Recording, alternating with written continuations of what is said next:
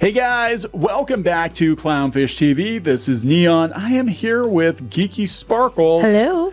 And we're going to talk about James Gunn's Superman. And apparently, now this is the rumor. The rumor is that the screenings did not go well, that this movie is not looking too hot. A lot of people have had mixed opinions on the trailer. We actually did a reaction to it. I thought the trailer looked pretty good, personally. I'm willing to give it a chance, but I mean, there are some legit criticisms, I think. Nathan Fillion's Guy Gardner looks kind of dippy. Yeah, I know what they're going for, but it does not translate. Yeah, on screen. Is he comic book accurate? Yeah, circa 1992, I guess. But yeah, it doesn't. I don't think it translates very well. I'm actually more concerned about the number of characters in this movie. Like, we've got a lot of other characters in this movie. It's supposed to reset the DC EU or whatever the hell we're calling it now. But yeah, people have seen it. They said it's not going very well. Rumor, of course, we're going to talk about. Before you get into it any further, please subscribe for more pop culture news, views, and rants. Guys, you'll get a woohoo if you do. Woohoo! Go out to clownfishminus.com. Help support the reef. Check out the merchandise. Join the Plus Club.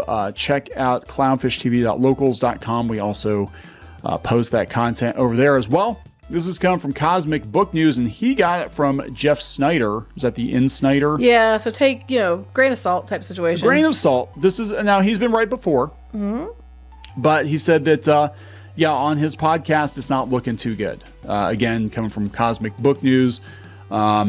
Jeff Sneider said on the most recent episode of the Hot Mic podcast that the recent news about the Batman Part 2 getting delayed and the Brave and the Bold's getting postponed, he said he talked to a source who said there are big concerns around Superman. Now, this is not the first time I've heard this. Okay. I have actually heard this from multiple people. We didn't really cover it before because I wanted to see a trailer, but they said the screenings were not going well. Okay. He said, I went to dinner with a source who knew multiple people who had seen Superman. The buzz is not good. It's not me trying to take the movie down. Maybe I misphrased the VFX things. I'm hearing bad things. I'm hearing you should be worried things. Now, a lot of time between now and July 11th. A lot of things could happen. Sounds like James Gunn is aware of some of the feedback. You must be a hater, bigot, Nazi if you say anything negative about Superman. Read between the lines. Snyder then references a recent report from The Hollywood Reporter published in their email newsletter on December 6th and said, sounds like The Hollywood Reporter is aware of some of the feedback, or they're just keeping that amazing buzz that the studio would love to have out there in the Fortress of Solitude. Read between the lines, people.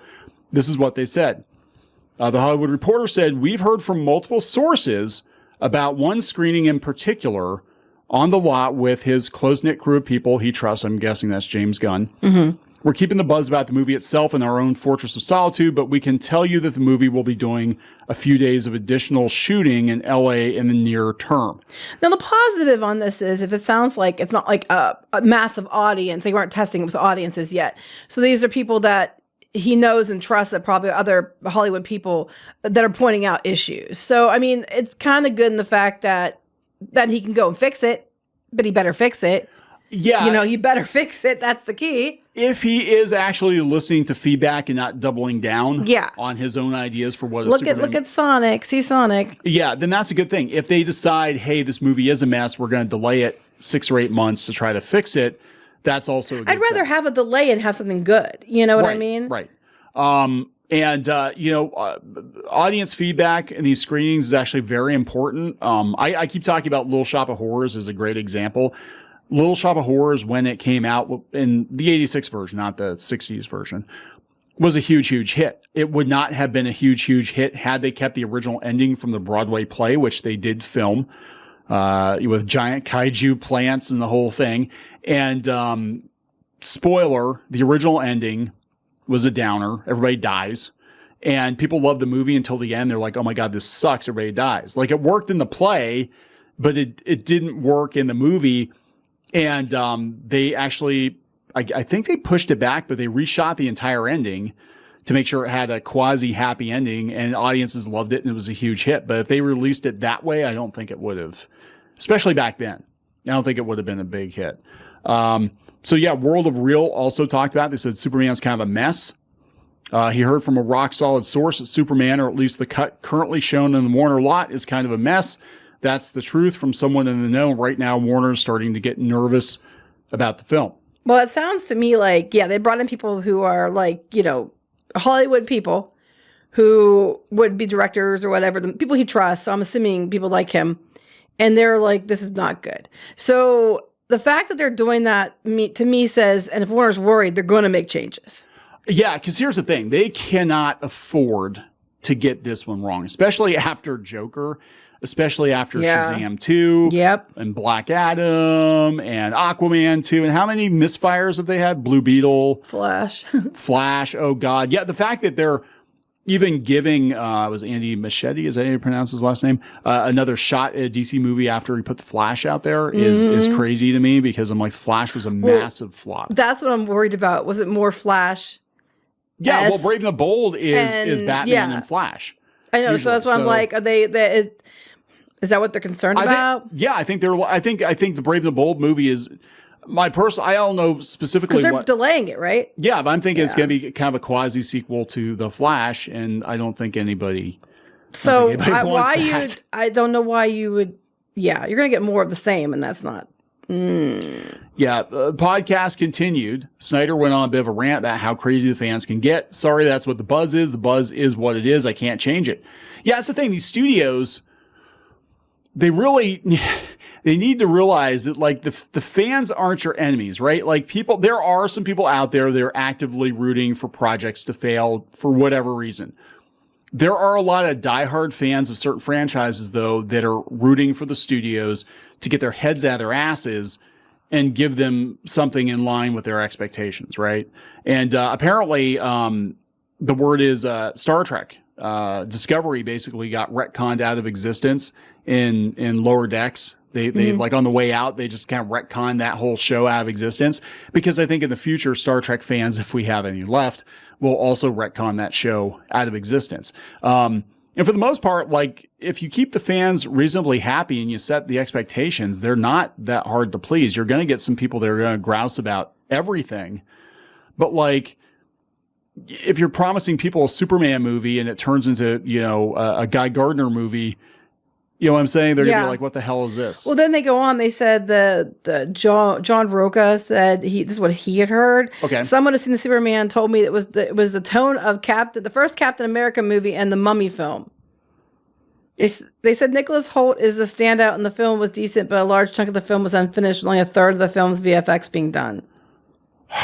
Least amount of humor-friendly Gunn film, but there's still humor throughout the film. Well, I was worried about that. The James Gunn sense of humor, I just was like, how does this mesh with Superman? But then the flip side of that is I was thinking about it the other day, and I'm like, James Gunn does tend to gravitate toward, like, I hate to say redneck characters, but he does. He seems to get that culture. I mean, it was even in Peacemaker and... Mm-hmm. And I'm like, well, Clark Kent's from the Midwest. Peacemaker was meant to be funny. You know what I'm saying? Right. Like Superman, not so much. They said they think that most people will be satisfied with the movie, and it should be received well enough to continue Gunn's DCU. They're calling it DCU now, but I don't know. I don't know. They're Uncle Fester. I like the idea of Nathan Fillion. I like the idea of Nathan Fillion. I love the idea of Guy Gardner. That being said, this doesn't really work. And I think he's too old for it. Isn't he like 60 now? Like, I think he's too old to be playing Guy Gardner. But we got Hawkgirl. Like, why do we need Hawkgirl and Guy Gardner and, like, whoever the hell else they're shoving into this movie? It reminds me of a kid that gets a bunch of new toys. I think, is in it. Yeah. He gets a bunch of new toys but wants to play with them all at once. It's like, I want to do it. I want to use them all right now at the same time. And even though they come from different toy lines. Yeah, and it's kind of like that. And it's just, the sandbox needs you have too many toys in the sandbox. Kind of. It's like we want to jump to cinematic universe. It's like, to get to cinematic universe, you first have to have one good movie. You need. I mean, that was the mistake they made with the DCEU. They wanted to jump right into Justice League, and it's like, wait, we just had like a Superman movie and a Wonder Woman movie, and now we're going right to the Justice League. I think because this is a test, and if this works, you get to have more. So it's like, you might only get to play these characters once. I want to play with all of them. And it's like, but by doing that, you might guarantee yourself the one time. So yeah, Snyder said he was contacted by someone connected to the editing world who texted him. Your Superman reports are spot on. There's plenty of reason to be nervous. Yeah. That's concerning. Wow. Yeah. I mean, I don't know. I liked the trailer overall, but I gotta admit, I have concerns. James Gunn being right for Superman and the fact that there are so many damn characters in this movie. But apparently, from multiple sources, it's a mess. And like I said, the good news is they screened it on the lot to people they trusted that are telling them it's a mess, so that they're being made aware of the problems, so that maybe they can fix them. That's good news. Now we have to wait and see if they fix them. Yeah. Yeah. And if they fix it, do it right. I think people would be, again, looking, like you said, at Sonic, people would be fine with you pushing the movie back a few months. Just be honest. Just be honest. Be like, you know what? This isn't the Superman movie you guys deserve. We want this to be the Superman movie. We want it to be right, so we'll take a little longer to make sure it's really good. Right. Just be honest. That's all you have to do. And people are going to be like, okay, well, if you're going to, try harder, then we understand that. They just need to be honest. Yeah. So, but it's Hollywood. Oh, right? I'll tell you what. I was in LA and I debated about moving out there and stuff because I decided I was going to be an actor and all those other things. And I was there like a week or two and went back because I'm like, this is the fake. Now I'm sure not every place is there, but the people that I was in contact with, they were fake. It was so, not say dishonest, but inauthentic. And I hated it so much because I can't put up with that.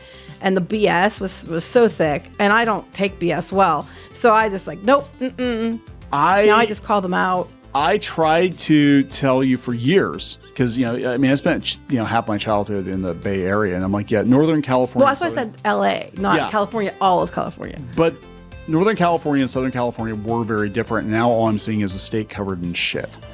So like even San Francisco is horrible now, and I never thought I would see that. Yeah, there you go. Anyway, hopefully this movie isn't covered in shit. I was gonna say that, but you beat me to it. There we go. All right, so we gotta wrap this up. Yes. Please subscribe for more pop culture news, views, and rants. We'll talk later. Bye.